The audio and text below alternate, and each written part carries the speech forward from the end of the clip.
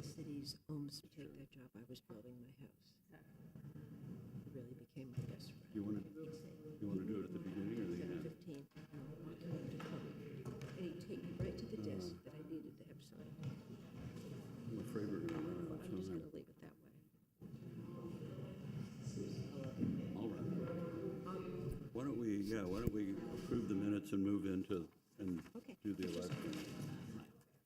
Is that okay? We'll Next approve the time, let's minutes and give it move into the to one election. of Is the that good for you? We have the election.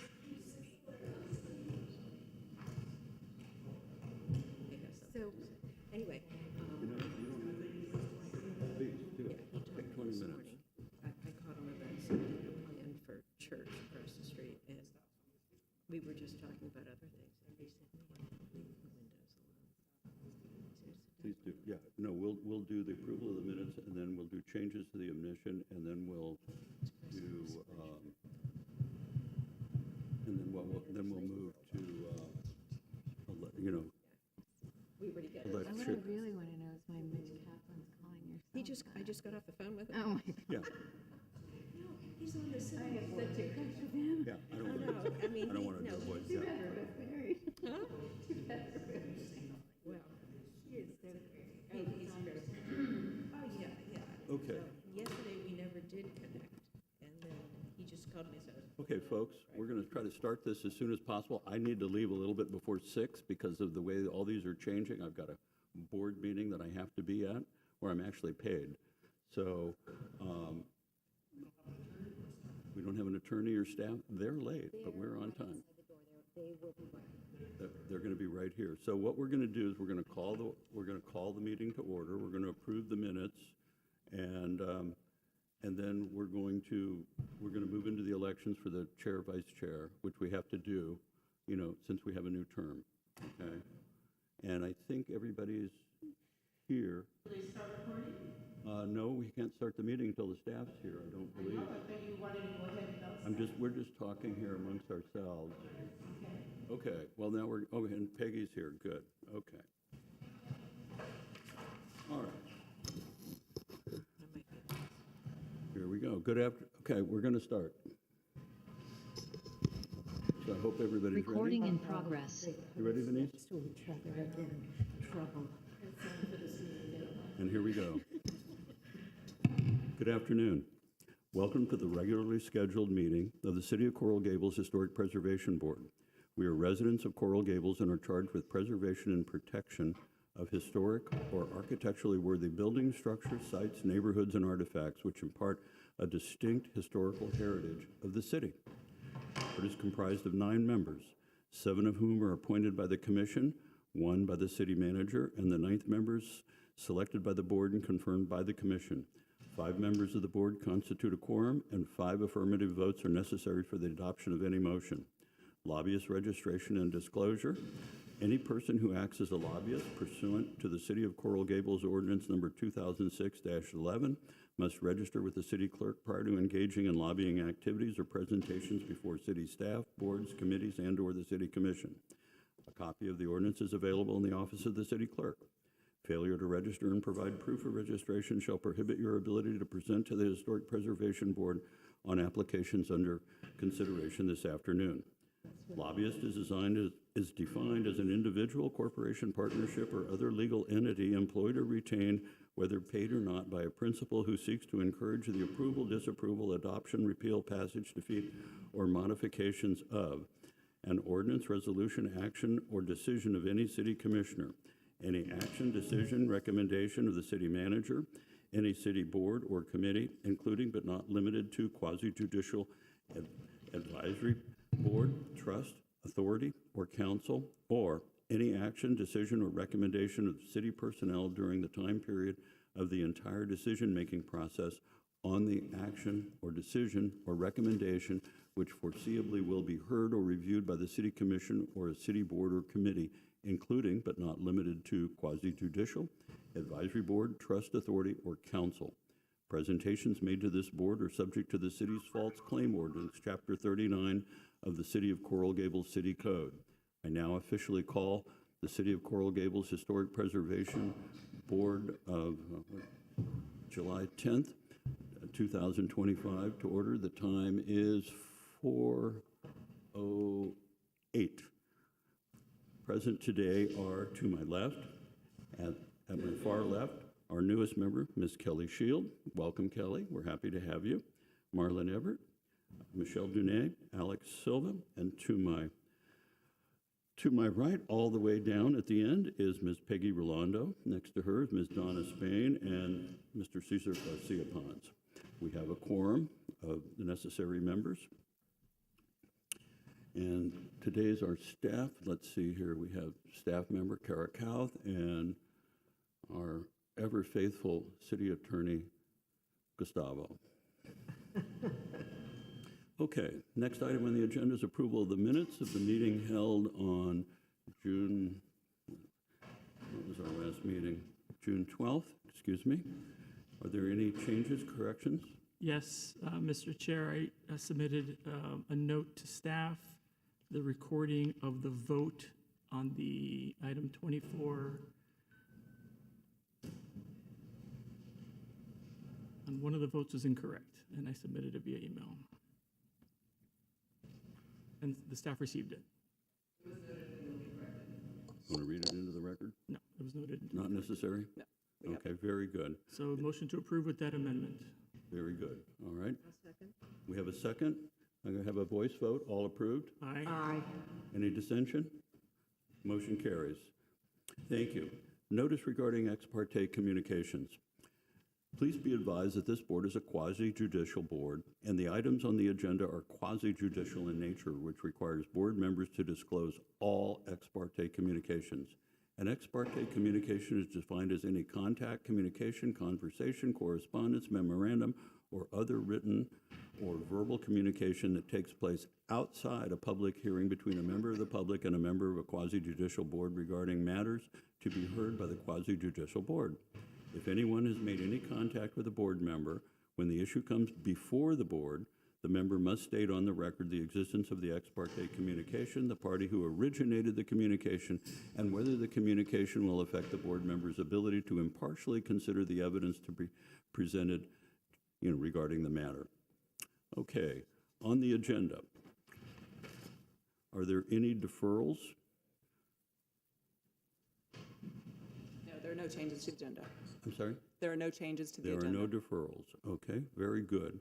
Okay, are there any persons in the audience who will be testifying today? If so, please rise to be sworn in. In other words, if you're going to be speaking on or behalf of anything, please rise and.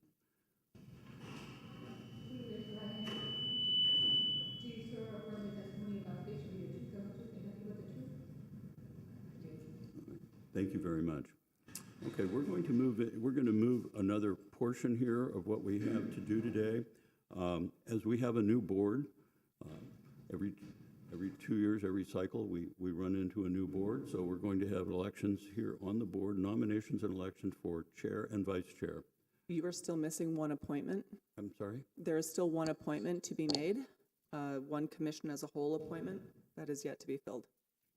So if you all want to wait until that position is, We had an appointment made last meeting that as is well. board as a whole. There's one commission as a whole appointment, which would be the architect position, which would be Anna or another architect. We can wait, not a problem. Okay, great. Then we're going to move into the public hearing. Okay. Our first case is 259377, case file AV 2018-003, an application requesting ad valorem tax relief for the property located at 4125 Santa Maria Street, a contributing resource within the Santa Maria Street Historic District, legally described as lots 9 and 10, block 96, Coral Gables Country Club section, Plat Book 23, page 55, Miami-Dade Records.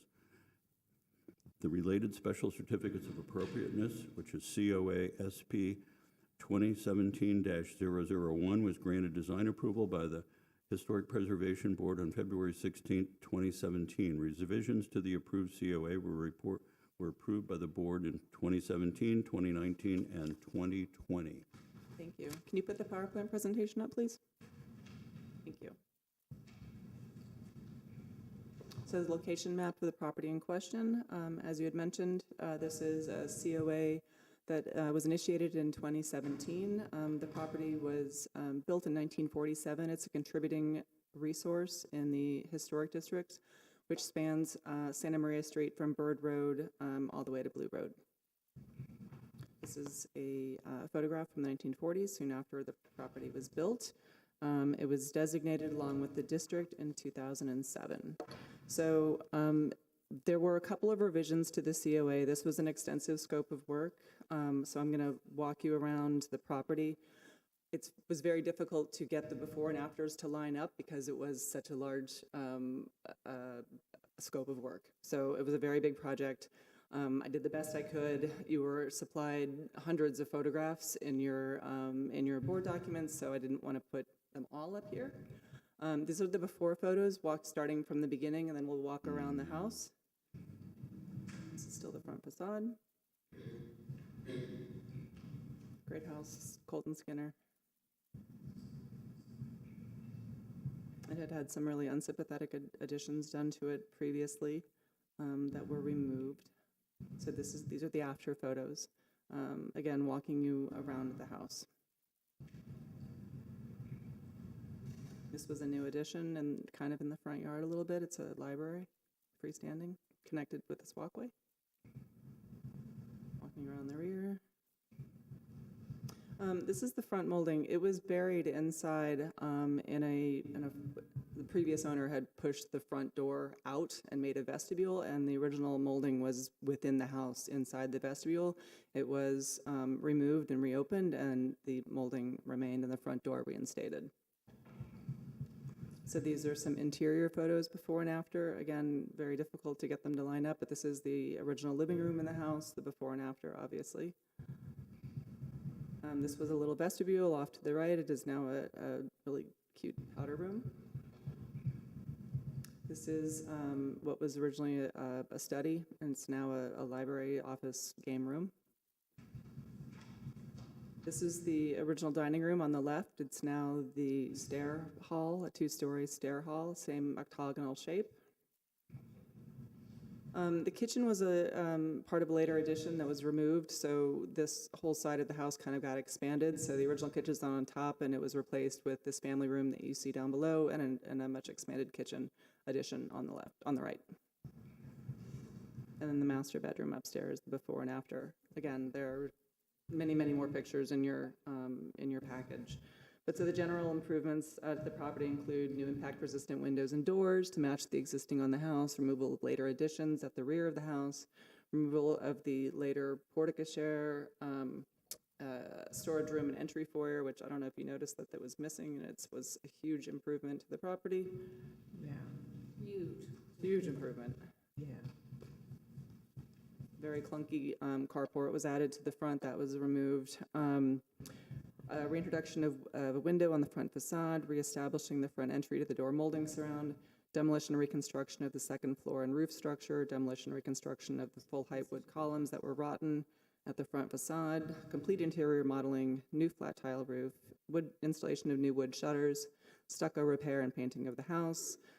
They matched the slump brick on the additions, mechanical, electrical, and plumbing upgrades, 1- and 2-story additions to the south and rear of the home, site improvements, removal of an existing swimming pool and installation of new pool, installation of new walkways and driveway, new site walls and gates, new septic, and new landscaping. So soup to nuts. We obviously recommend approval. And the owner is here in the audience if you would like to be recognized or... Beautiful.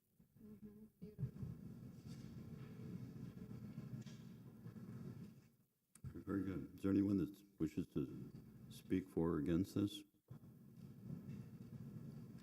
Okay, good. All right. Close that part of the hearing then, and we'll come back to the board. Board? I think I need to wait, is this on? I think I need to disclose that these were my next door neighbors when I was living on Santa Maria Street, but I can be impartial in my vote, and I love what they did. It's such a huge It's a big project, but just a big improvement in the property. And it retains the original character and actually brings a lot of the stuff back. So I really appreciate what you did, and I hope you're very happy there. I would like to agree. I think the owners, congratulations, it's a beautiful home, and I'd also like to thank the architect who worked on this. I think the collaboration between you all was excellent, and the removal of the pieces that shouldn't have been there add so much to the house. So I think they did a great job. Any other comments from the board? Okay, any further discussion? Can I hear a motion? I'll make a motion to approve the, do I have to find it in the, wait. I'd like to make a motion to approve the application requesting ad valorem tax relief for the property at 4125 Santa Maria Street, a contributing resource within the Santa Maria Historic District. Okay, we have a motion. Second. Second? Peggy. Peggy, did you second? Okay, thank you. All right, so we have a motion by Ms. Spain. We have a second by Ms. Rolando. Okay, please call the question. Yes. Yes. Yes. Yes. Yes.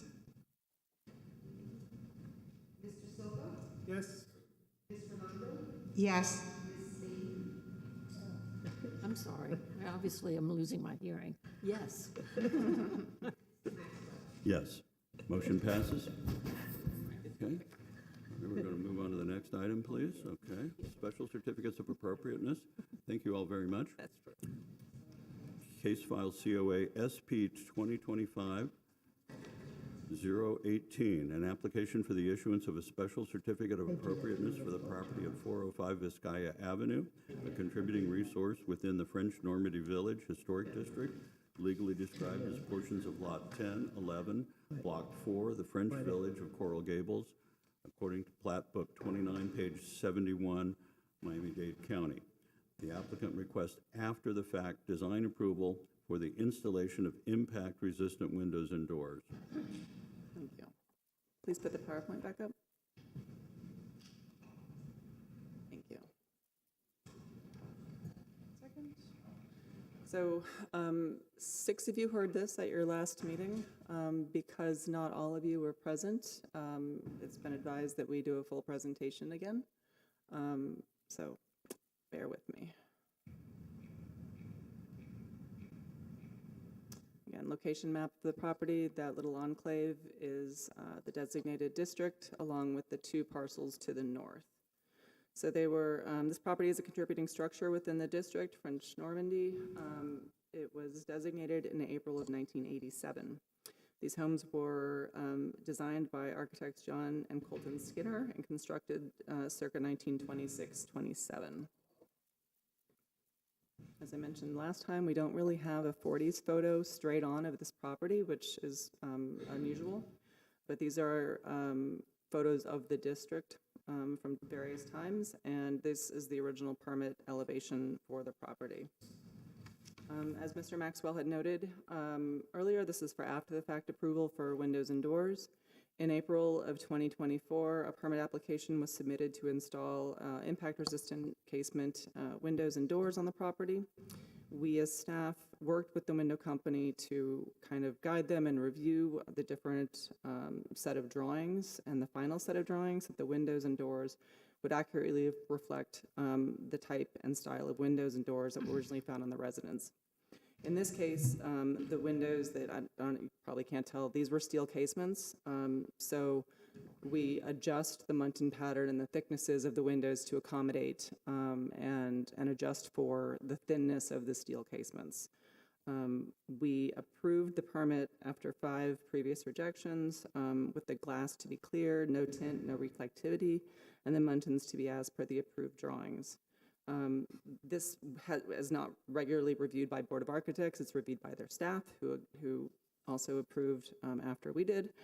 And the reason why we're here is that we have consistently worked with property owners to adhere to the original plans and/or photographs, the earliest known photographs that we have, to replace windows and doors with what would have originally been on the house.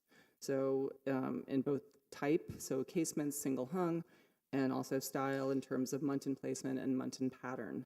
The windows on this home, like I said, originally steel casements. So because they were thinner, we worked with them to get the proportions of the glass right, not necessarily the exact muntin pattern, because this would come off as very busy and the wrong proportions given the thickness of aluminum frames. That being said, we also work with applicants where the windows are too narrow for a pair of double casements to apply a thicker faux vertical muntin so that it looks like a pair of casements are being closed. So we did require that in this case because the windows were too narrow. So what we ultimately approved are the appropriate configuration for this house based on those exercises that we did. We have also consistently, as you all know, approved window and door applications with the condition that the glass be clear with no tint, no reflectivity. Clear is clear. The windows installed on this property when we went to the final inspection were both reflective with a green tint and or sheen to them, and also the wrong muntin pattern. So they were aware of these conditions, the window company, through multiple email and telephone conversations and the permit review cycles. They put notes on their own drawings that you see on the screen. These are the windows that were installed. The note actually specifies no, clear, no tint, no reflectivity. So when we signed off, that's what we sign off on. As was mentioned in the previous meeting, the windows and doors were ordered before the permit was even applied for. So we did this exercise when the windows were already purchased. So it's a bit problematic for staff to have spent that much time and energy on this, but here we are. So that being said, there's a PowerPoint from the applicant. I loaded both of them, not knowing which one you all wanted to use. So you So, tell me. Ms. Kauth, just Yes. very briefly, before you come up, just a moment, please. What was the pattern that was suggested? And do you have a, okay. You all should have that in your packet. Yeah, I think it's exhibit number 2, and you were referring specifically to page 7, where the applicant's representative specifically stated that the color would be clear of the glass. Yeah, so it's page 300 of their application is the front facade. You all see it. Basically, it's 3 horizontal muntins, pretty much consistently for the size of window throughout, and then the thicker faux center muntin, and that's what was installed. Okay. And I'm sorry if I may ask a question through the Please. chair. And I just want to confirm that in May and June, and approximately 5 times as delineated by your figure 3 in your report, you specifically discussed the requirements with the applicant. Is that correct? Yes, I did. And in fact, that would be pursuant to the ordinance, because under section 8-106, specifically D, there is always required to be pre-application conferences, and the specific purpose of those conferences is for you to give guidance as a staff member, correct, to prevent substantial burden of expenses and things like that. So Typically, you yes. did all of that, right? And you did all of that through a substantial period of time at least until and through October, correct? Mhm. Okay, thank you. Do you all want the first or the second? The new one? Ahead of this meeting. And as you load, Kara, one more question. The muntin pattern is correct as installed? Okay, it is incorrect. Okay, thank you. We didn't bring our kids this time. Please around. introduce yourselves with your name and your address, both of Sure. you. Camilla Prustula. I live at 405 Vizcaya Avenue in Coral Gables. Harris Levine, her roommate. We did get a babysitter this time. I just want to note that the mutton pattern is going to be corrected. That order was placed right after our last meeting. Here is the proof. It is in a shipping container here in Miami-Dade County. It just has not been delivered and installed. Okay, so we bought our home in 2021. This is our first home purchase ever, and we really wanted to live in a historic district, and Coral Gables was a really good fit for our family. We have taken really good care to preserve its character and its historic significance to our community. We're a family of 4 with 2 kids under 4, and for our new board members that weren't here last meeting, this will be a way more pleasant experience than with our raging toddlers. So upon purchasing our home, we redid our roof right away with a permit, with guidance from the historic board as well from the city of Coral Gables, with very clear guidance on what you needed and what you wanted from us, and we delivered on that. Next slide, please. I'll just add one other note about me. I was born in Coral Gables until I was 3. I was born on Ortega Street. So we... Can you speak into the microphone? Yeah, sure. So our intentions with this was to replace the windows. They were in poor condition, so we had cracks in some of the windows. The house was really hot. We applied for something called the My Safe Florida Home Program, which I think you guys are familiar with, but it's a state program trying to deal with the insurance crisis, so they're trying to get people to weatherize their homes. We weren't planning on doing impact windows. I applied on a whim. We always want to strive to match the village neighborhood character. That's sort of in our limited understanding of how you do things. You want it to look like it's historic and like it's part of the neighborhood. Always act in good faith. Like I said, when we did the roof, we did it with the permit. We asked you guys what tiles you wanted, what vendor, we did everything. This was the same. We went to the state, they gave us a list of vendors, we picked a vendor. We went to you guys, we thought we were trying to follow the rules. Like we honestly were doing our best as first-time homeowners. This is our second project. So the first was the roof, this was the second. So as a timeline, in July 23, I applied for the program. In February, I was approved. So they say, you replace the windows, we'll give you $10,000 if you do it within a year. So the next day, I was prepared. I had already called all the vendors, gotten quotes. We hired Patriot Windows, which is here. And they applied for the permit. In November, they installed the windows with the accepted permit. I do just want to note, I'm not sure of the details around like how much guidance you guys understand we were given, but the first time either of us ever spoke to Kara was at our last meeting here. We never heard from you guys before this. So I know that there was back and forth with the vendor, but that was never communicated to us, and we're not Windows professionals. Nonetheless, the My Safe Florida Home Program says do it within a year. We didn't, obviously, and so we got a 6-month extension, which expires in August, at which point we lose the $10,000. Keep going. So compared to what we did when we replaced our roof, this process was really confusing, and I don't want to say that like you didn't provide guidance, but I would say we got very little guidance, not from the historic board per se, but from the staff. With 2 small kids at home, we just relied on our vendor to handle the permitting process, to do what's right, and to manage what needed to be done. Like my roommate mentioned, we are not Windows professionals. We also walked around our neighborhood. We know what French Normandy Village looks like, so we walked around our neighborhood and did our best to select and install what fit the neighborhood.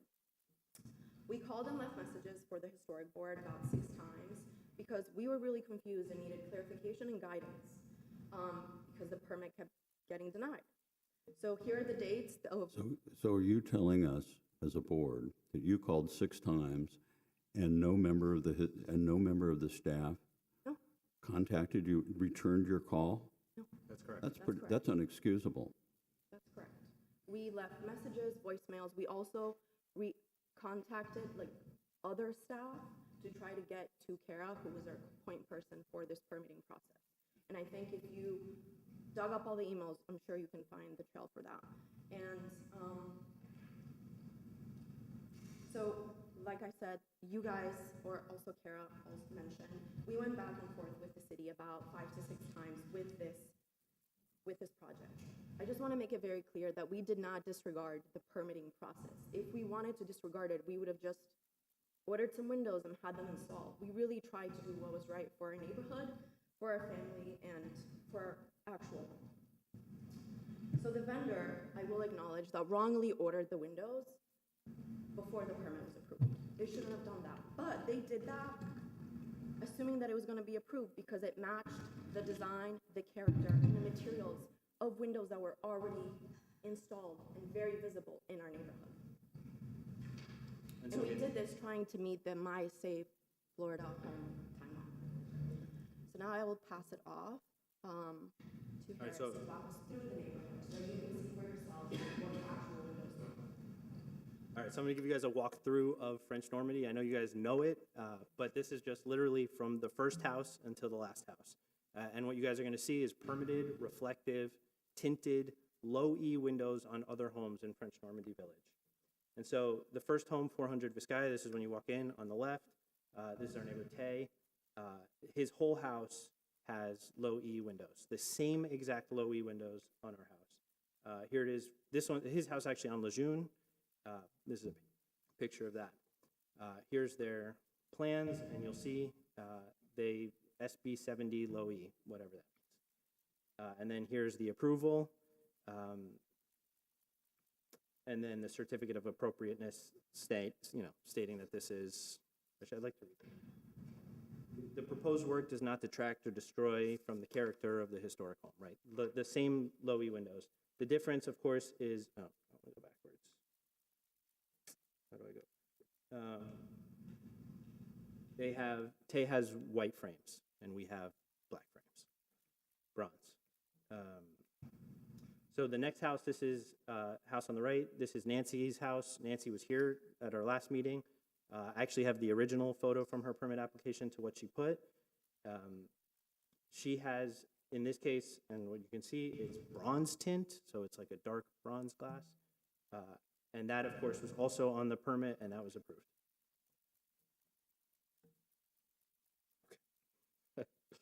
Okay. And you'll see bronze. Here's the certificate of approval, and I think this one actually has Donna Spain's signature on it. One thing to note, because I know the Muttons are like very in contention right now, it's the same brand, it's the same frame color, and it's the same Mutton pattern, the thick middle with the two horizontal bars. So that's Nancy's windows on the left, and these are our windows on the right.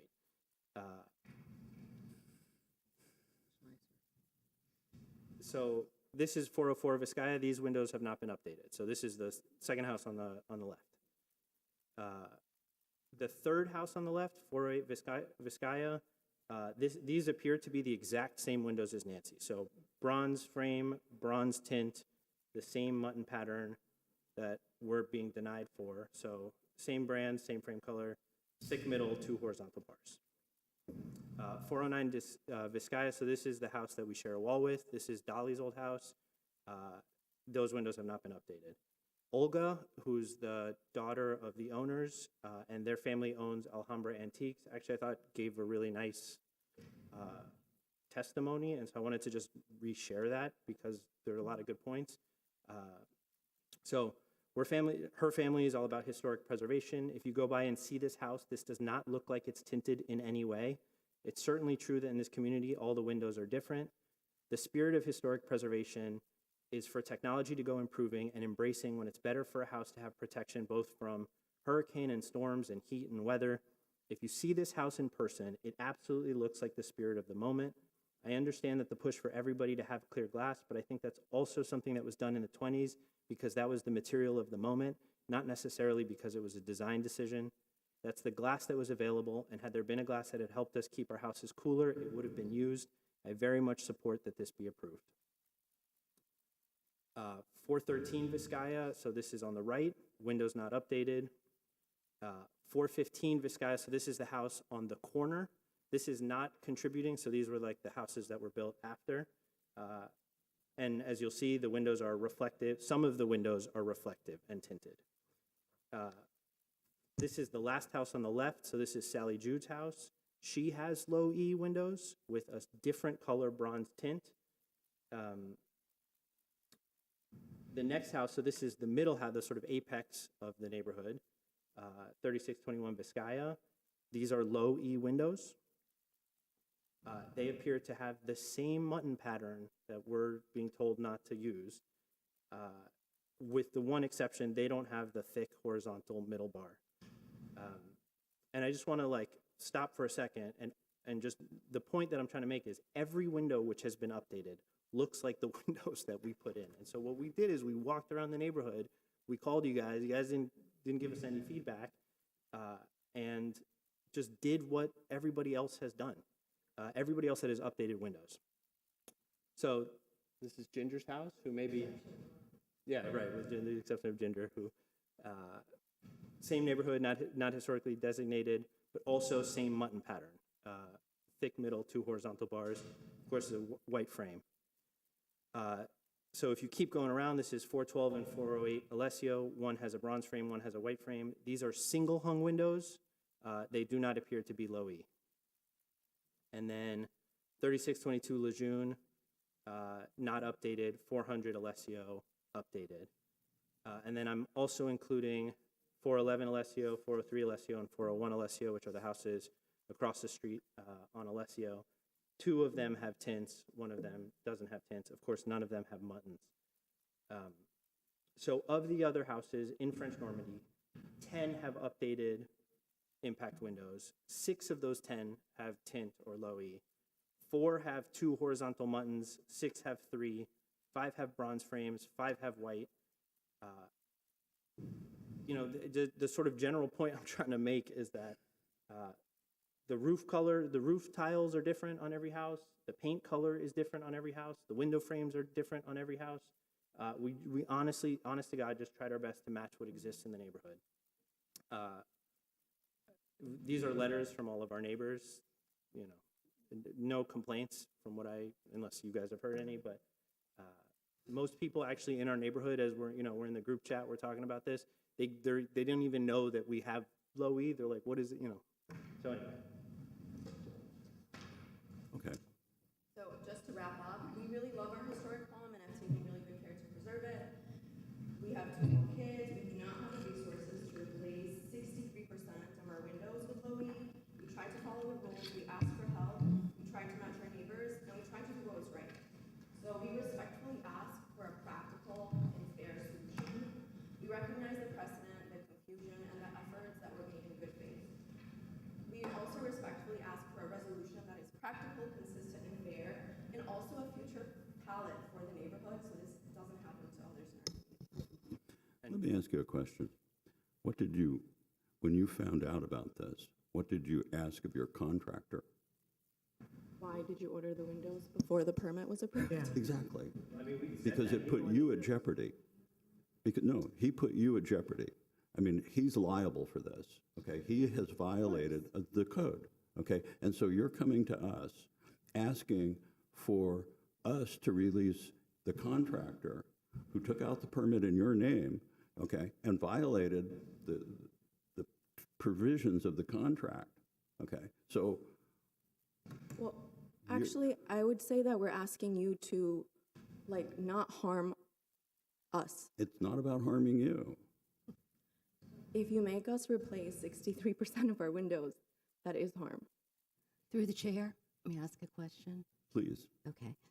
First of all, you didn't make an economic hardship argument or request at any point in these proceedings, have you? I don't know what that is. Okay. Let me ask you this then. You actually signed some of the documents that were submitted, correct? Of course. Mr. Levine? Yeah. Okay, and you didn't read the documents when you signed them? This is our second house project. I'm not but this is my point. Is we are here because we accept responsibility. I mean, this is Our contractor isn't here before you. We are. Okay, but on February 2nd, I see your signature. I see your 2024. I see your signature in May of 2024, and we have detailed evidence in our record about communications that were made with your authorized representative. At no point prior to October or prior to 2025, you were made aware of the fact that the windows you ordered were not conforming to the guidance provided by the Historic Preservation Officer? I did not. I didn't realize we were doing anything wrong until our installation was denied. So I didn't. Because I looked around the neighborhood. I mean, You know. like, in spite of the back and forth or whether or not we read every single detail on the document that we signed, like, had two little kids in the house. If someone sends me an email that's like, hey, can you just sign this off so I can submit it to the historic board? I just did like what the person requested because they're a trusted state-approved vendor. So I assume that they're a Windows expert, and I am not a Windows expert. I am a homeowner that's like very tired. So I also want to make note that when we realized something was wrong, we did try and reach out. And we were sort of confused as to why we would be denied because our windows look like so many other windows in the neighborhood. Like, we didn't install purple windows or some like wacky design that didn't fit the character of French Normandy Village. Like, it looks like almost every other home that's had windows updated. But if we could do it over again, we'd do it again very differently. I've learned my lesson, if that's also the question. I mean, this is a colossal, you know, it's a huge problem. I mean, we're super stressed out about this. So then your answer is that at no time prior to, let's say, November, when you install the windows, were you aware in any way that your windows were not conforming? So we kept getting I would call the vendor. I'd say, what's going on with the permit? They say, oh, it got denied. And we called. We tried to call, and like never heard back. And then they're like, oh, okay, we got the permit. So okay, great. Can you refresh my memory? What were the approximate dates of your phone calls? Yeah, I have. Because I think you had noted them. And what number were you calling? Do you remember what number you were calling? Was it Kara's personal phone? Was it the director's I mean, it wasn't line? a personal phone. It's a I mean, code- not it's personal like phone, a but her- historic board contact number. And then I would say, hey, can I speak to Kara? And they're like, yeah, actually, she's not available. I'll pass you through to her line. And I would leave a voice message. Then you left a message Or I would on her line. say, All right. I would send an email being like, and actually, even last month, I didn't even know we had to pay you over $1,000 to come before you to speak until 2 days before the meeting. And I found that out because you told me. We called November 23rd, the 26th, the 27th, October 7th, and then these are times after. So those are the times before installation, and then 2 times after installation, which I guess are after it didn't pass. So your installation was prior to 9/23? No, it was after. We installed in November. Okay, thank you. So just for clarification, I have an email from Eve that they did call, and so on the 7th, my response was, the email was, they're calling about the status of the permit. So I responded to her, was that nothing new's been submitted, there's nothing for me to review. That was relayed back to them. That's On the 7th of what? October. So they were responded to, and at that point, the permit was already in play. So to offer guidance prior to a permit being applied for in April would have been the way to do this. I would also ask if we needed guidance because we were confused, isn't it the responsibility of this board to give us 10 minutes? No, it's the responsibility of the staff and the permitting Sorry, department. of the staff. Right. Of the staff. Okay, not the board. The board is a quasi-judicial board. Right. I don't mean the board. I mean the staff that work for the historic. But here's the other thing, and this is really important for you to understand. Your contractor violated the terms of the permit. Okay, not you, your contractor. Unfortunately, you're responsible for him, all right? But that makes him liable for whatever happens, okay? Right. So if he messed up, which it appears that he did, and let me go back to just one other thing. Yes, you've tried to do lots of nice things. However, it's just like the speed limit. It changes periodically, okay? And now it's 25 in all the residential areas where it used to be 30 last year. So the codes and laws do change. And so whatever is applicable at the time that you apply doesn't necessarily mean that the people behind you or before you had the same sets of rules. And so those rules change. And so please understand that. And rules do change, okay? Just like zoning and other things like that. Of course. So I know Yeah, I mean, I know you've tried to do the right thing here. So, And we're not denying. but it's not your fault. It's Well, your it's not our contractor's but fault. we are We're here. We're here begging that you guys. I will tell you that make us You're replace still our windows. liable for it. it's Okay. very Immediate easy, size. though, for a homeowner to rely on a contractor and think that they're doing the right thing. I worked in this city for 25 years. I was in charge of code enforcement at one point. I moved into a townhouse. We just repainted the townhouse. And, you know, the guy's out there painting away, and there's no permit anywhere. And I'm thinking, so I said to my husband, he pulled a permit, right? He goes, oh, I'm sure he did. No, we were cited by code enforcement, which was really funny for the code enforcement officers when they realized who it was. But it's very easy as a homeowner to just assume that the person that does this for a living knows what they're doing. So I totally get that, and I sympathize with you. Yeah. We're going to pass this. You've already made your presentation? Yeah, but I know that we have a witness that would also like to speak on this case. Okay, very briefly. Thank you. Very briefly. My name is Ginger Jokum. I live at 3615 Vizcaya Court. I've lived in this community for over 20 years now. And I must agree with this lovely family that there are inconsistencies in our neighborhood. I mean, there are, I have plain old glass windows that are impact because I'm sure the other window wasn't available when I was doing it. So I think the presentation was quite extensive and sensitive, and I hope you vote in favor of them. Thank you. Thank you. Ms. Rolando. Never mind. All right. We'll pass that. Mr. Garcia Pons. I do have a question for the homeowner. I understand everything that happened. I'm asking a question about something you mentioned right when you started, that you've ordered mutton replacements already for the new windows? Or you ordered something since the last meeting? Yes. What is that, please? The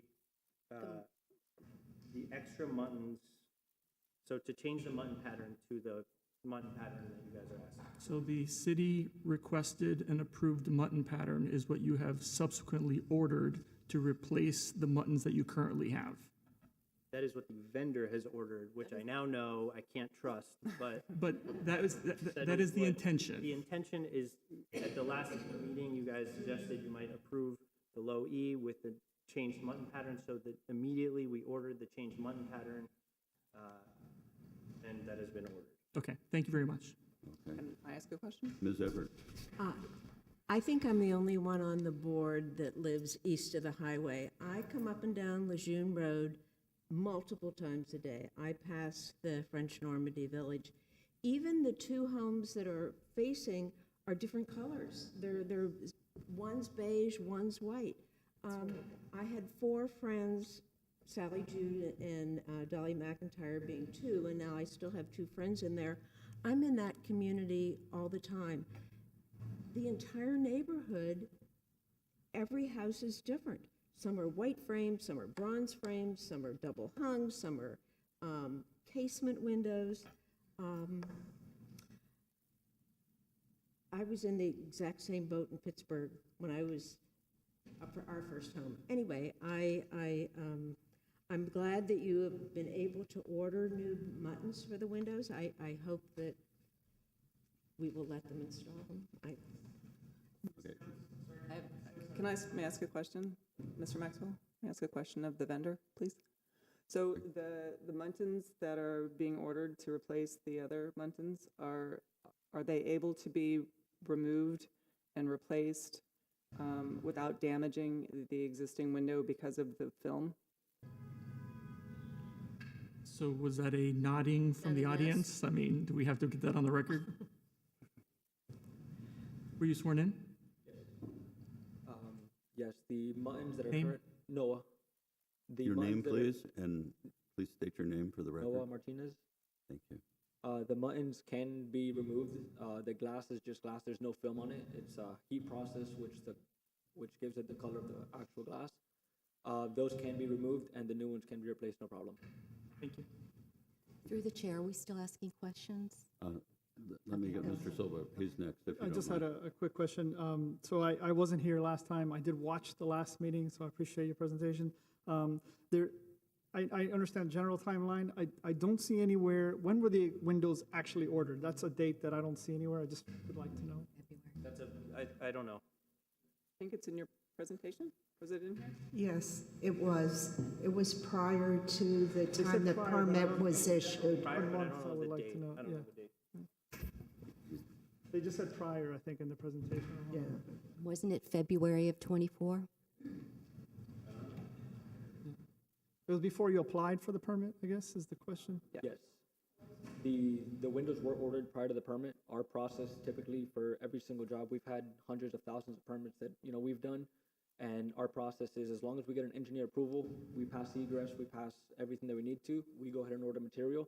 Unfortunately, in this scenario, we had a historic preservation that we had to abide by, which we found out after the fact. So that's why we're here trying to make it right and do what we have to. Did you visit the site when you made the estimate? Yes, ma'am. Did you observe that it was an older home? Yes, ma'am. So the real question is, why did you go against the permit? We had ordered material. prior to Doesn't the matter. permit. You didn't have a permit for the windows that you ordered, did you? No. No, Again, you didn't. So you installed these windows without a permit, basically. In other words, they No. were contrary to the permit that was given we because you had only- ordered them in advance of obtaining a permit. We installed material once we had a permit. Nothing was installed in- prior. But it didn't match the permit drawings. Correct. It was They got ordered a permit. So previously. you But- got a but they- permit, and that was approved, so you installed items that didn't match what you got approved. The window color. Right. Correct. Right, and had you ever done work in Coral Gables at all? This was actually, unfortunately, my first job. Well, there you go. Yeah. You might remember the process the next time. I think so. And change it. Absolutely. Because it doesn't apply just to historic homes. Absolutely. You don't blame it on being historic, blame it on not following the permit drawings. That's why you do permit drawings. They're not a suggestion. Absolutely. I Right. understand. All right. Ms. Janae, Let me ask you, Ms. when you... Rolando, Ms. Janae, yeah, I'm wants sorry, the floor. go I'm sorry. ahead. Through the chair, thank you. I have a You're question, some questions for Kara, if she can clarify for us. I think we've already established that there was a material misrepresentation with regard to the permit application and throughout the process thereafter, which did not also conform with what the certificate of appropriateness had provided its conditions. But what I wanted to ask you, because there's questions being made about existing conditions at the property, and I do note in your report, you set forth the Secretary of Interior standards for rehabilitation. I think it's just important, if we take another look at the ordinance 8-106, and we are required as a board, this is how we're required to make our decision, is based upon the guidelines, which shall serve as a criteria for the decisions. And we also have to make sure that we're complete in our descriptions of the reasons why we're making a particular finding. So can you refresh our memories about why we're hearing some noise about other looks and other things that have been permitted in the past, and about why or why not, pursuant to the ordinances, we can't take that into consideration when making our decision? So a couple of things. So I mentioned this at the last meeting, and I went through each of the properties. Most of the windows that were installed over a decade ago. When I first started, which was longer than a decade ago at this job, we would initially ask for clear glass to be installed. So everything was clear glass, and that was known to be glass that's clear, as you see here, that's fully transparent.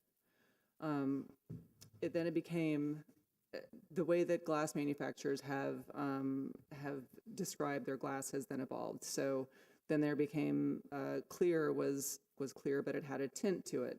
So it was dark. So then we would say clear, no tint. And then there became a reflectivity that was added for UVs. So the glass was still clear, but there were things added to the glass. So it still said clear, but didn't come out clear.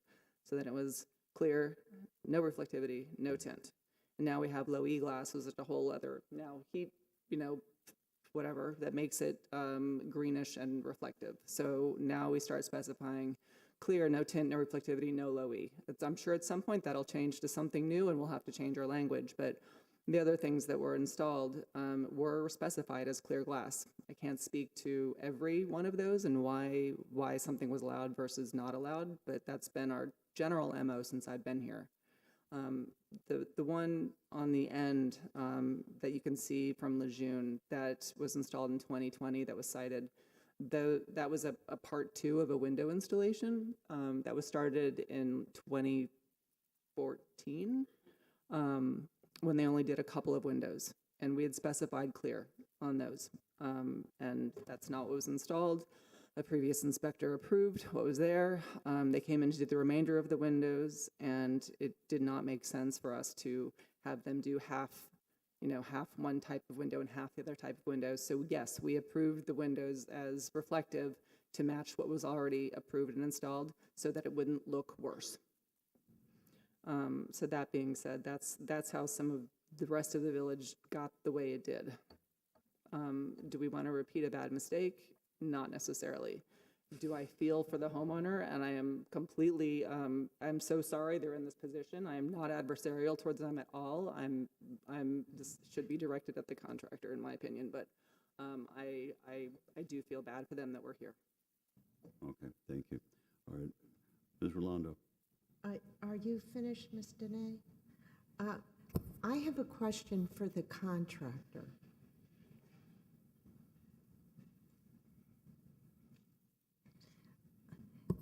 At any point when there was the dialogue back and forth with the Board of Architects and with the historic preservation staff, did you communicate the reasons for that dialogue and the reasons for denial to your client? I don't recall. Good answer. Okay? So as they were asking what was going on, you just said, beats me? No, not necessarily. I don't handle permitting myself. That's our secretaries at the office are the ones who handle all the permitting procedures, processes, any comments that come back, and deal with our engineer directly. When they would ask, in the beginning, we didn't know if it was approved or not. When it first got denied, we still didn't know, so we resubmitted. I think we resubmitted twice with a different mutton pattern, if I'm not mistaken. Again, this has been a little bit, so I can't recall. Okay, so even though you had already ordered the materials and the fabrication of the windows before you had the permit or any approvals, so this dialogue went back and forth, and it was utterly futile because the windows were already ordered. Right. Yes. I think that's deceptive. That's stupid. Or okay, that's the more, I mean, maybe he didn't realize that you needed to match the drawings. Okay. I don't know. I'd like to make a motion through the chair, and perhaps then we can have more discussion if the board wishes. I'm sorry. I'd like to make a motion through the chair. Okay. I'd like to make a motion. Public comment, I forgot. No, we haven't closed it yet. Oh, I'm sorry. Yeah, no, but when we close it, yes, okay. Okay, sorry. Okay. Is there any other presentation from the staff or from the public? Is there anyone that wishes to speak for or against this other than those who've already spoken? Okay, we're going to close the public hearing now. Thank you. And we're going to bring this back to the board for our discussion and then a motion. Okay. Board members, any further discussion that you'd like to go through? Mr. Silva? I feel for the homeowner. It stinks, right? Like you're trying to do the right thing. You think you're following the process as it's supposed to happen. Yeah, I get it. I get from your point how that could happen. I even get from the contractor's point of view, he's releasing material, he's trying to rush. My problem in this whole process is you've released the windows, they're already done, right? Then you get your permit, which has something different. Why do you install the windows, right? That's a stopping point there. You say, hey, we have a problem, guys. We have this window that's manufactured. It's not installed yet, right? That's half the cost. It's not installed. We have this permit. It doesn't match. What do we do? That's a stopping point when I think something maybe should have done, and we wouldn't be in this boat necessarily, right? But that ship has sailed, right? We have these windows installed. I get Kara's, the justification for the existing low E windows in the neighborhood. You know, that is a historic condition, right? That's not what we're supposed to be looking at, right? We're supposed to be looking at following the Secretary of Interior standards for this particular house at this particular time, right? You know, I don't know, like Kara said, she doesn't know who approved those things. I mean, I guess Donna approved one of them. But again, those things happen through time, right? Materials come online. People don't necessarily understand a new material, right? The low E glass. People don't necessarily understand that it's going to be super reflective. It gets approved for a year, 2 years, whatever it is. It gets installed, and people start going, "Oh, this is not a historically appropriate material. We're not going to allow this anymore." So that kind of, to me, explains that those existing windows in the area, in the neighborhood. So that being said, I'm not sure yet how this is going to go. I understand both sides, and you know, I'd be willing to maybe overlook this if it was a rear window, if it was something. But this house has no rear windows, right? It's all front. It has some in the rear too. Yeah. But those The 63% that the owner said, that's because the back's already clear. the back's already clear. Okay, and that was clear, installed okay, got it. All right, that's it for me. Thanks. To be fair, most lay people and homeowners don't know what a muntin is I completely understand. or a I muntin understand pattern. their point So, of you view, know, to be 100%. fair, they're not going to check their permit and go, "Hey, wait, this looks different." I don't think So- there was anything malicious there. I don't think there's any. Okay. Mr. Garcia Pons. Well, Ms. Dene, I know you want to make a motion. I don't want to presume your motion, but can Yes. I try a motion first? If you wish, I would like to. sure. Mr. Ceballos, I have a question. With regard to phrasing of the motion. So the motion, the intent is to deny the installation as is, but approve the existing windows if they change the muntin pattern. I don't know how to phrase that. My recommendation will make a motion to approve with the condition that the buttons be changed. Okay. Then that is, my motion is to approve, I forgot what you just said. The condition that the muntins You would match basically the- be Approve the approving. windows with the condition that the muttons be corrected as per permit drawings. the permit drawings. Mm, That's my motion. I don't know if I'm going to get a second. okay. I'll second that Wait, motion. just a minute. Ms. Dene. Okay, we can have discussion on your motion? For sure. Okay. Okay, here's my discussion on the motion. If you look at the plain language of Section 8-106, we are required, when dealing with certificates of appropriateness, to apply the guidelines that have to serve as our only criteria. And those guidelines are as specified, the ones that were provided in the staff report. Also, I think it's very important that we note that there was numerous opportunities at the pre-application conference to prevent any sort of substantial economic hardship, but in any event, economic hardship cannot be the basis for our decision. There are strict rules regarding that in Section 115 of the ordinance, and they absolutely do not apply here.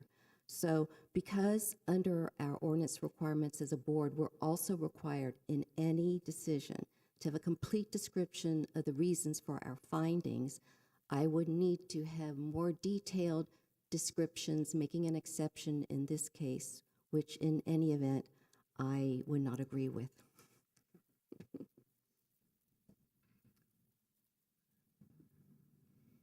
So you're not going to cede your motion? No, it's our The motion. motion's I know. He's already got his motion. All right, so we have a motion on the floor. Do we have a second? I Ms. second. Ms. Everett. Okay, call the question. I'm sorry, one last chance. Do you want to provide some specific bases or reasons why you believe the record would support a motion to approve? What are the exceptions to help me in my mind understand this under the ordinance? I would just like to go to the vote.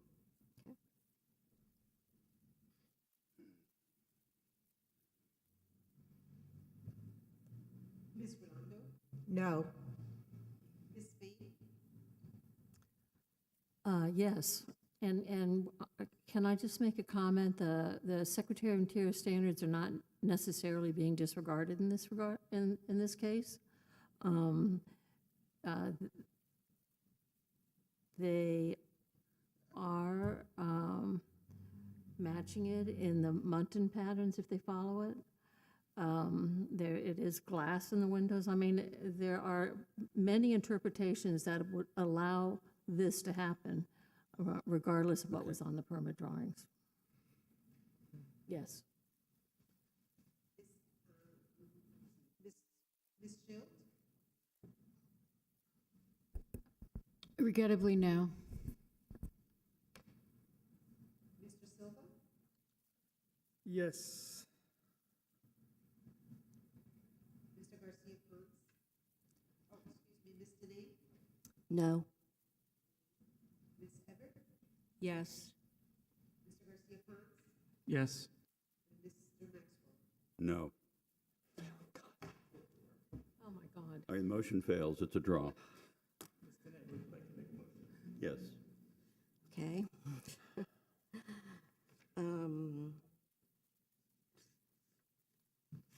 Second, please.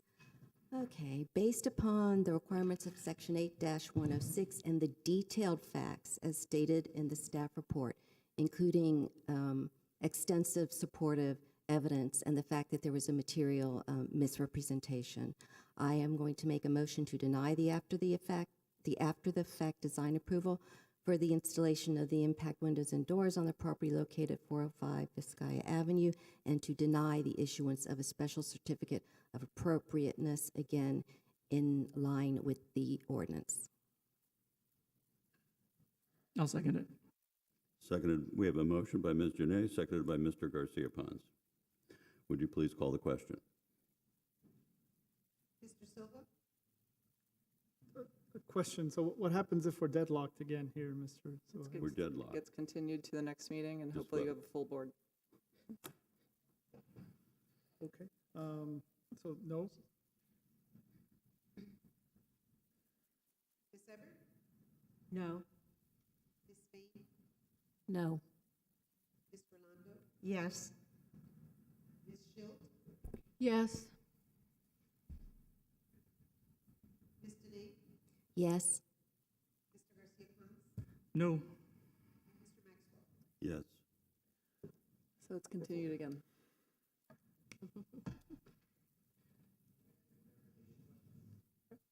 Question. He has a question. Yes, please. Sorry, I said yes. It should be you, not me.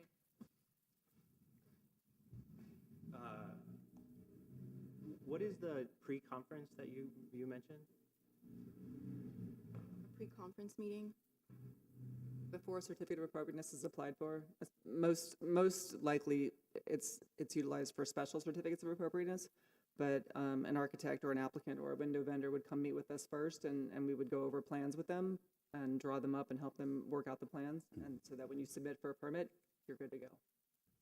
But that never happened, or at least to my knowledge. Not with me. Ms. Rolando? It's rather routine in Coral Gables, and we get comments all the time from applicants how helpful the pre-app conference is. And many times it's multiple pre-app conferences. We never had that. We would love that. My question is, we have this state funding which will expire on August 16th. I'm sorry, your contractor's really responsible for this, not you.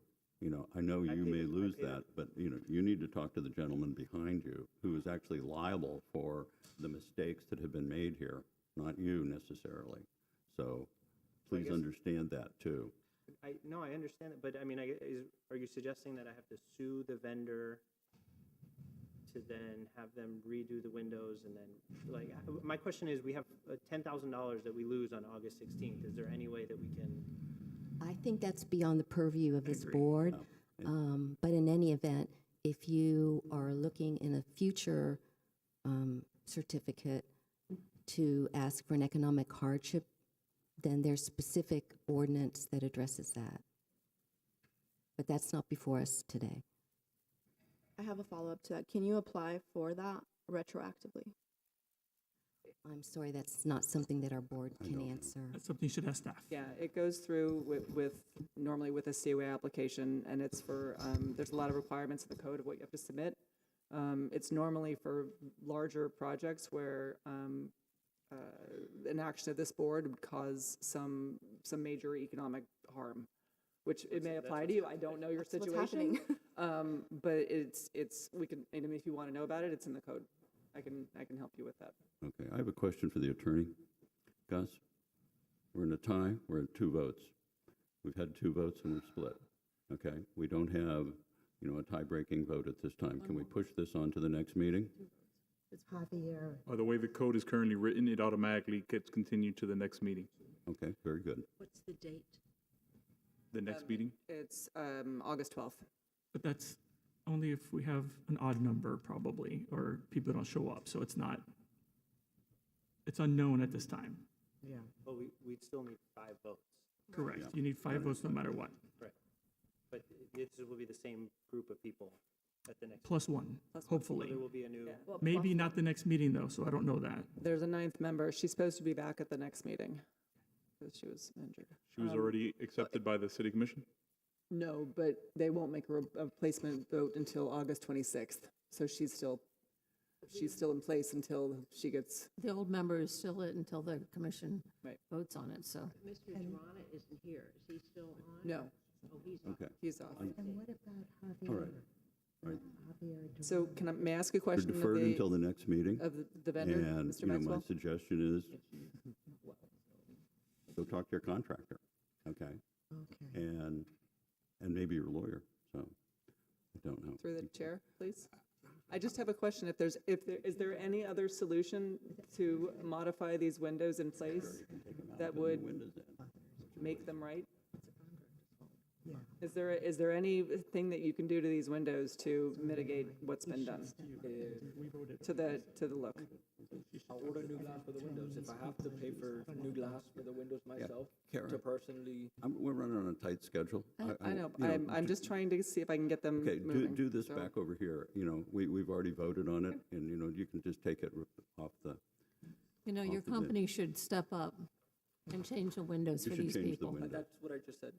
Well, just you said I'll should do change it. the glass if I have Tell the board and get them so that they don't lose that $10,000 because it's your fault. Absolutely, that's, I'm Okay. doing. well, let's hope that resolves the Wait. situation. Sorry, then, since the items, it's still fresh enough that we could talk about it, I think.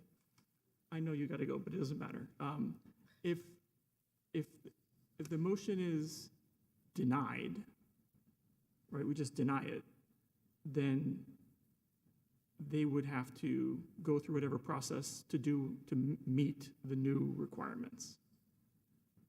Yeah, They would have to- if you flat out deny this application, then the windows need to be changed. Per the specifications that were agreed to. Unless they submit some revision that I would not approve, because we approved what should be installed. So, through the chair, again, may I ask the homeowner, Please. if we deny it, that means that everything's got to go and get replaced. Is that something that you think you could work out? Everything? Well, You got, everything's got to be exactly as per the city's approval, exactly. I have It's no. a simple question. Yeah, well, I can answer. We have no objections to changing the color or the muntin patterns. It sounds like a really difficult thing to talk to the vendor, to get them to order new windows, which takes months, to get them to be installed, to redo the interior of the house, I which know is these a things. week-long process, and then I have to beg the state to, to pay So for then half the denial window. doesn't help you. I don't think. Okay, thank you. Denial is a nightmare. Thank you. Okay, we're going to move on to the next issue. Okay, we're at case file COASP 2025-009, an application for the issuance of a special certificate of appropriateness for the property at 1541 Sopera Avenue, a local historic landmark legally described as the west one-half of Lot 16 and all Lot 17 and the east one-half of Lot 18, Block 58, Coral Gables Country Club, Section 4, Plat Book 10, page 57, Miami-Dade County. The application requests design approval for additions and alterations to the residence and detached garage and site work. A variance has also been requested from Article 2, Section 2-101D4C of the City of Coral Gables zoning code for the minimum rear setback for detached auxiliary structure. Okay, Ms. Kauth, would you like to make a presentation?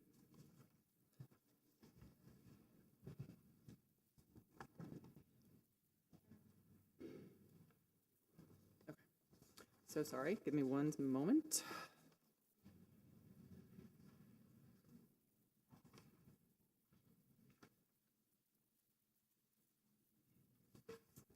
Put the PowerPoint presentation back up, please. Thank you.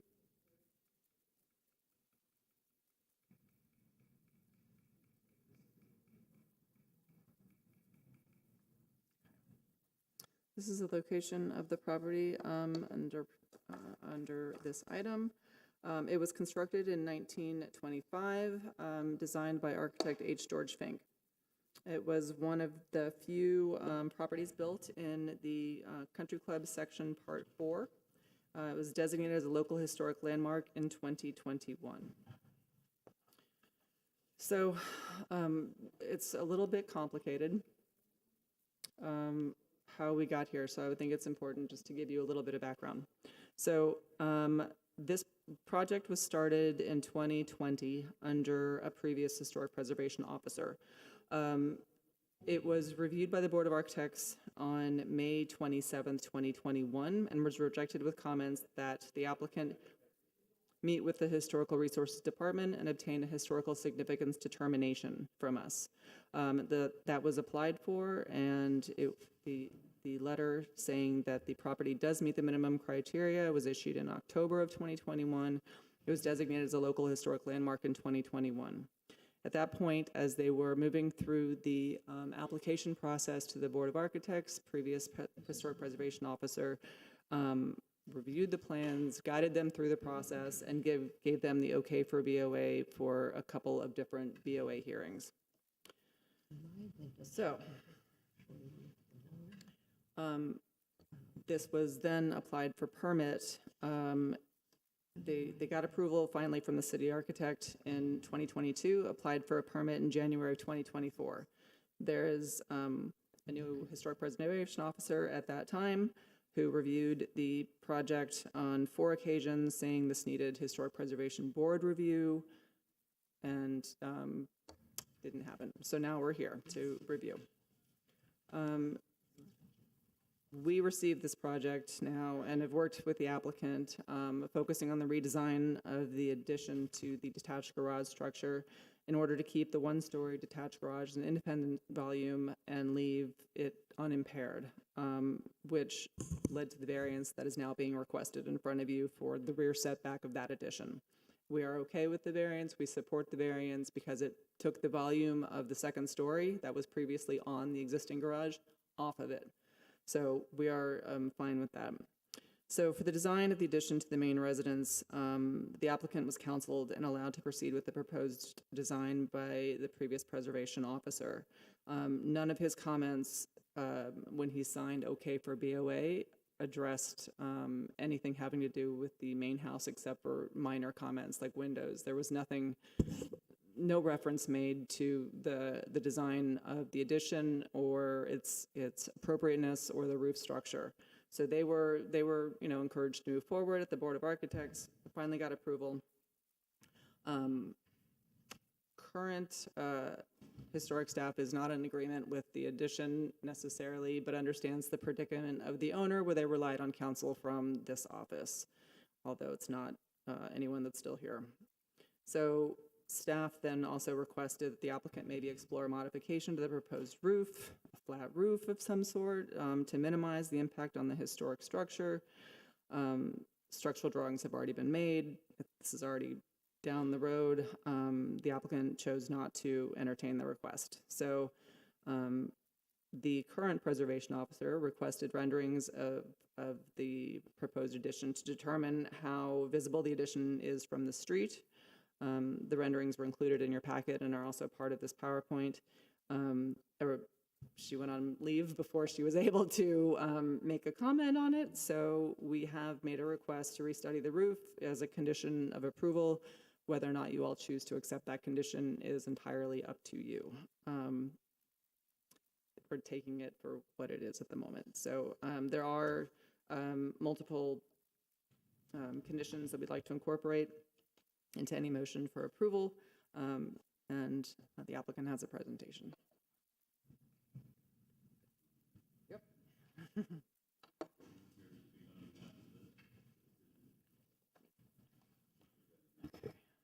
Okay.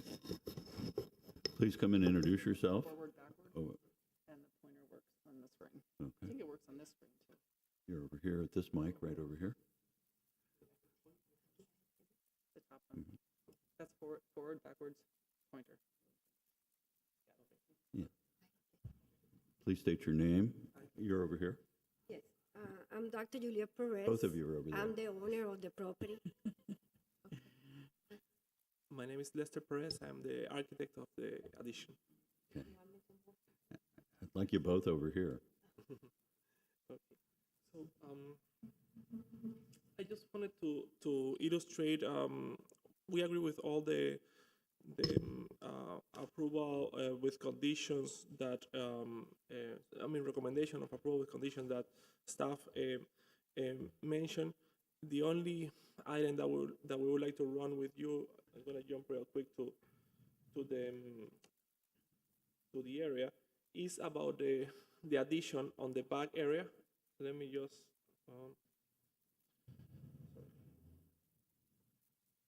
so let me just illustrate it here in the 3D. Sorry, we went back. Oh, sorry, I did something wrong.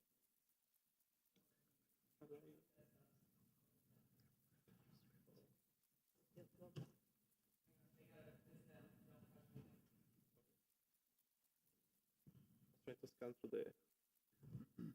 Your house sure has changed over time. Well, in the it's shown in the last images in the report. Basically, is the view.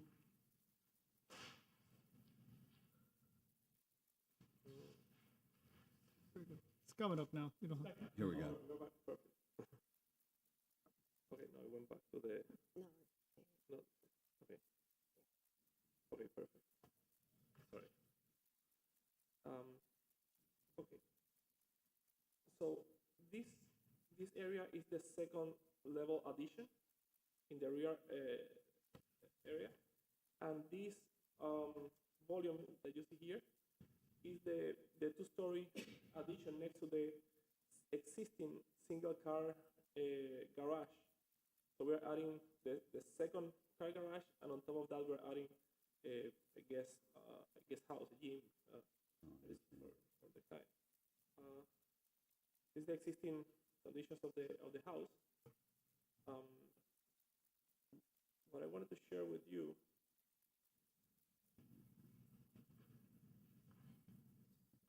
is the views. These are the three views that using the proposed volume of the roof on the back, which is at the same level of the existing, because this portion here is existing, and this portion at the end is the addition. So it aligns the fascia, the tie beam aligns with the existing second level. This is the other view from the street, and this is the other view from the street. Basically, what staff is wanted to emphasize is to make this area. Sorry.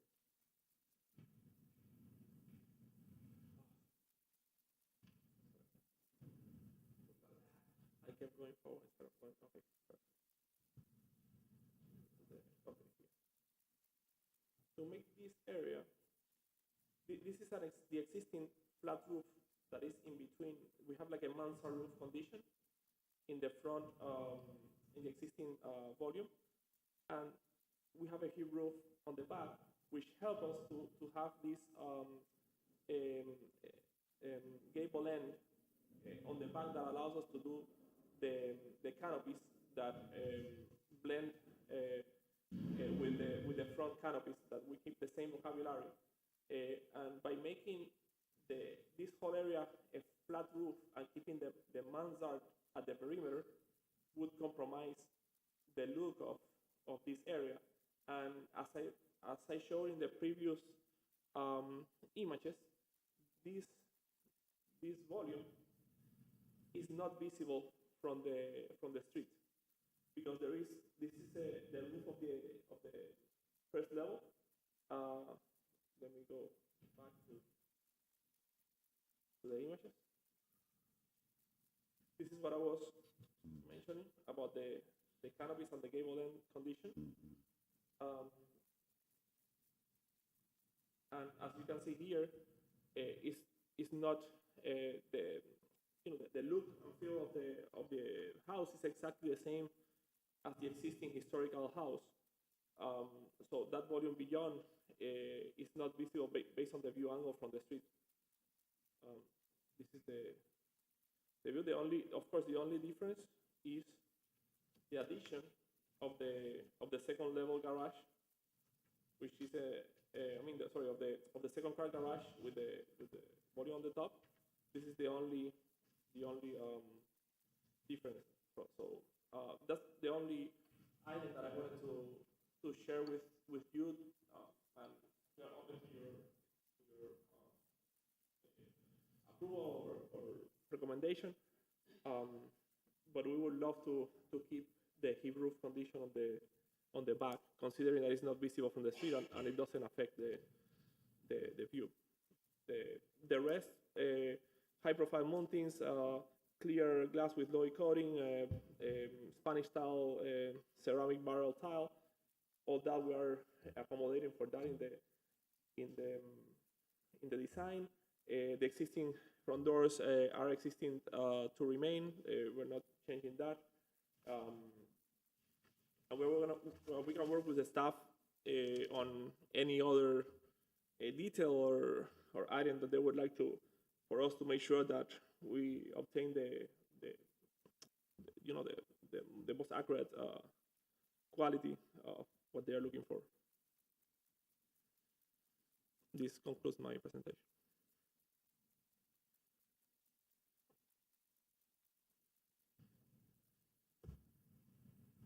Does that conclude your presentation? Yes. Okay, thank you. Okay, board.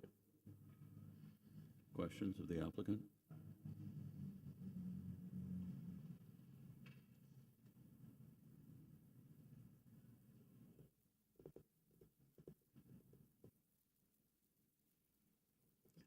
Mr. Silva. Just a clarification, Kara, you said that this came to us after full permit drawings have been developed? Is that what happened? Because they had like a preliminary approval that sort of didn't go through. They were working with Warren when he was here on the design. So Warren approved this preliminary desigine as it stands. And gave it to BOA and let him move forward, let them move forward with BOA with just the base.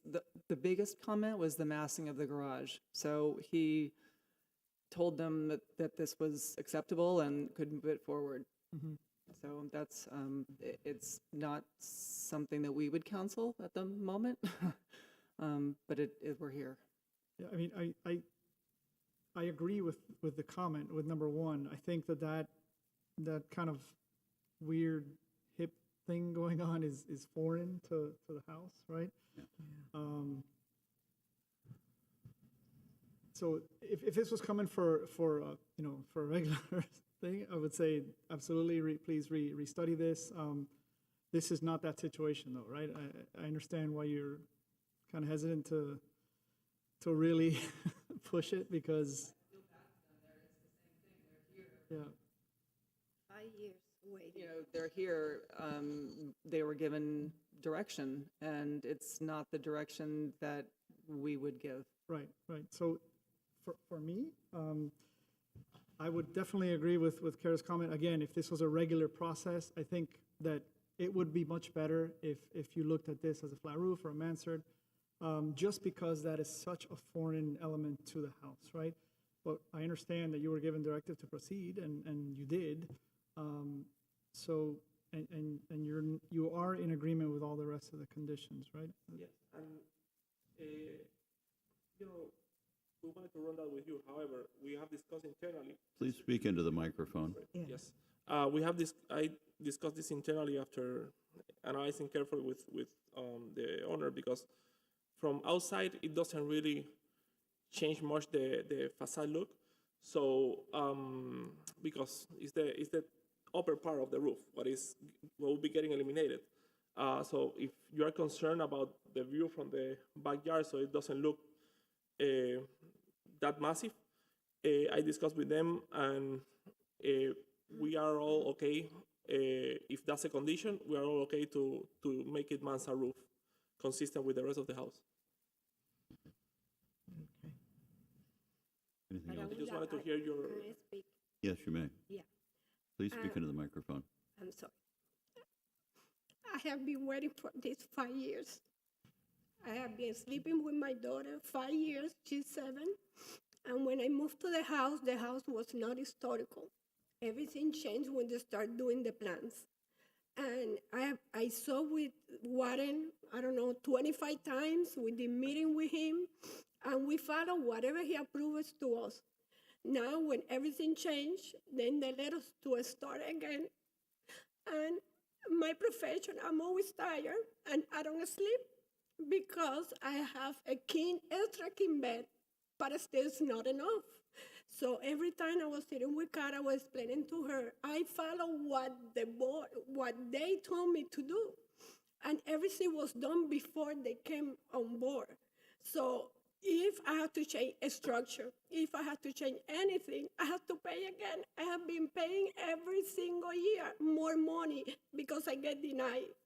And I have to come to you to see if I'm able to keep as much as I can, because as it was approved by them. You understand? If I can leave the roof or lower a little bit, it's better, because I don't have to change the structure again and pay those people again to get everything changed. Yes. Please. I just want to mention that we sat down with staff when we were clarified that this is the process to go, and we didn't just come here with whatever we have. We sat down with them we refined the design of the rear addition based on what they recommended. We kept, originally we were proposing a terrace on top of the existing roof. We eliminated that terrace as per the recommendation, and we accommodated that to make it as compact as possible. What they suggested is a big benefit to the project, because applying for a variance to move it back, it helps a lot. Not only it helps out them, the project is very beneficial. So we would have to readjust, because everything is pretty much approved in terms of permit documents, and the rear part would be, we're going to resubmit the revision, but I think at the end the outcome is successful. It's better than it was before.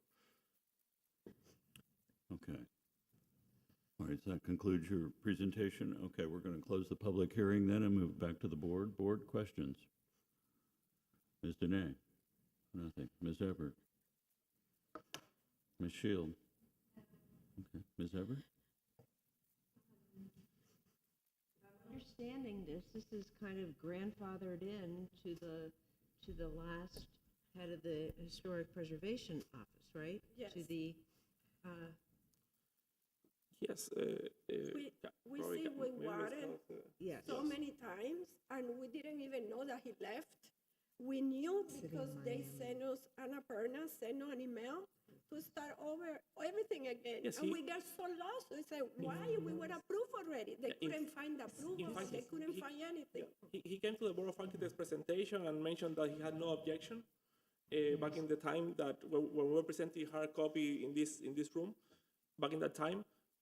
And then what happened was that through the approval of the permit set, then I think it was zoning or BOA that was only pending on like an administrative change, administrative review for change by city architect. And then it was pending, it was a note, comes over a note pending and approval by Board of Architects. And we thought it was approved. We asked the board, and then they had pretty much, they started digging on the information. And then they found a note from Warren. They couldn't find anything. Finally, after we digging on all the emails that Warren sent me, we sent it to Annapurna's, and they, after 2 or 3 months, they found where it says the note that he approved it, exchanging something that I cannot remember now, but I think was the garage, which was. There was a what we comment did. about the garage. There was a comment On the garage. in a hand note that he had about the garage, but that was never mentioned to us, never was sent to us. However, we met with staff and we make any adjustment all the changes. to reconcile and because we didn't want to stand here without a recommendation of approval from staff. So. Okay. Ms. Rolando. Let me make sure I understand. You are okay with all of these staff conditions, but for restudying the roof? Yes. Just yes, tell. Yes. Okay. Ideally, Yes. yes. Okay. Yes or no? Yes. Just so Okay. simple, it's on the record. Because if we're renegotiating all of these, I have a totally different attitude. No. The rest are all the other items. We're okay with that. Yeah. Okay. By the way, I totally agree with staff's recommendation about this roof. But I also see that you relied on the previous discussions and approval, and I think you would have a much more attractive and aesthetically pleasing and something you'd be much happier with in the end. And I am willing to hold my nose and vote for something that I don't especially think is sympathetic to the home because of your situation. Right. But that's not something I would ordinarily say yes to. Okay. Anything from any other board member? Okay. Mr. Silva, I believe you've got a I will, if no one has any other comments, we're done. I will make a motion. Please do. I will make a motion to approve with conditions noted in the staff report, except condition number 1. Please state what condition number 1 is. Condition number 1 is to restudy the roof of the addition to the house and explore the possibility of a flat roof. So that is going to be for an addition and alterations to the residence and site work on the property located at 1541 Sopera Avenue, and approve the issuance of a special certificate of appropriateness with the conditions noted above. In addition, I think we can piggyback the motion to approve the variance to allow the addition to the detached auxiliary structure to have a rear setback of 5 feet versus the required minimum setback of 10 feet. Mr. Attorney, do we need 2 motions or can we put it in one? My apologies. So the first condition was that the first item is not being considered, but all the other ones are? Correct. The first condition is not going to be a requirement of, right, it's excluded. Okay. Condition 1. What was the second part that you wanted to? Approving the variance together with The variance should be its own independent motion. Okay. So I will strike the variance portion from that for now. Okay, so we have a motion on the table. I'd like to have a second, please. Second it.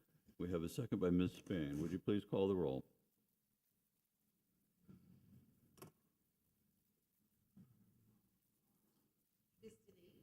Yes. Ms. Rolando? Yes. Ms. Everett? Yes. Ms. Schill? Yes. Mr. Garcia-Ponce? Yes.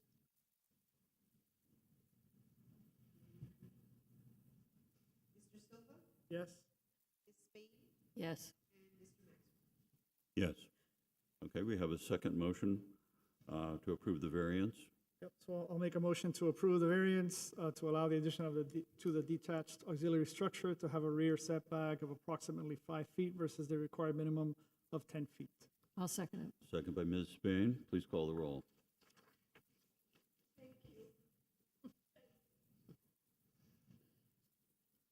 Ms. Shields? Yes. Yes. Yes. Yes.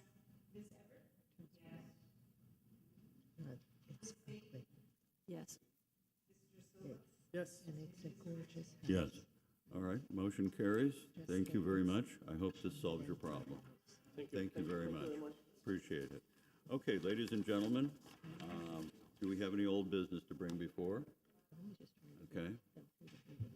I'm going to pass the, do you have, Ms. Cal, can you be quick with any old business? Old business. Is there any? No, except for the commission approved the Hope's windows at their last meeting. Was Yeah, it we all know unanimous? that. Was it unanimous? So, Ms. Cal, is this,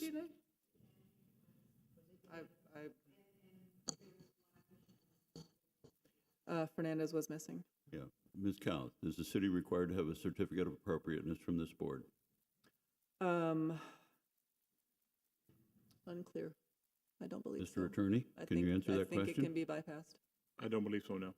You don't Because believe the so? way The they way- took the item only to this board for a recommendation solely. They are exempting themselves from the zoning code. Correct. They can do Did they that. pass a resolution to exempt themselves from the zoning code? It was not my item, so I'd have to Okay, look into that and provide you with that information. all right, thank you. There's a section of the zoning code that exempts them from the zoning code, Okay. so. All right, is there any new business? All right, any city commission items or discussion items? Okay, hearing none, I'm going to call for, did you have something, Mr. Garcia Pons? Okay, I'm going to call for adjournment.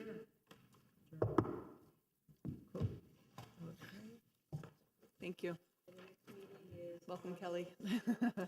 You got a hard one.